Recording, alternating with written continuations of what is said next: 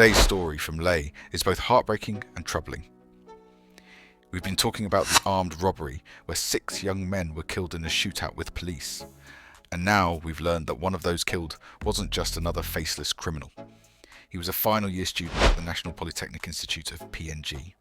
His name was Dumo. Dumo was supposed to graduate this December, but like many students in our country, he struggled with school fees. He had to withdraw from classes, and he was fighting silent battles just to stay afloat. His brother wrote a heartbreaking tribute saying, "You were fighting your own battles that none of us knew about. Rest easy, little brother. We will remember all the effort you put into achieving that qualification." Now, let's be clear. Dumo was part of an armed group that hijacked a bus, robbed a shop, and fired at police. He was armed. Police responded, and 6 young men lost their lives. The law was enforced. But the bigger story here is this. How does a young man who should be preparing for graduation walk across the stage and start his career, end up in a stolen bus, holding a gun, facing down police? This is where we need to look deeper, because this is not just about crime and punishment. It's about the system that's failing our young people. Across PNG, thousands of students drop out every year because of school fees, lack of support, or sheer poverty. They get pushed out of classrooms, and for some, the streets become the only option. And here's where it gets even harder to accept.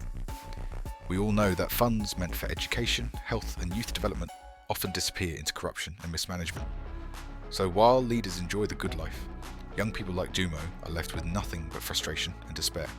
On the police side, yes, they have a duty to protect the public, and in this case, they were fired upon. But Dumo's brother said something powerful. "I forgive the officers, but I only wish one of you had talked my baby brother into surrendering." Imagine if instead of 6 coffins, we had 6 young men behind bars, alive, and maybe given a second chance. This is why we can't keep looking at these tragedies as just crime stories. They're governance stories, they're leadership stories. When youth unemployment is sky high, when school fees crush dreams, when corruption steals opportunities, don't we see where this road leads? So I want to ask you, what do you think? Was this justice served? Or was this another reminder that we are failing an entire generation of young Papua New Guineans? Drop your thoughts in the comments. I want to hear your perspective. Because unless we start talking about this openly, unless we hold leaders accountable and demand reforms in education, policing, and governance, we'll keep losing more Dumos.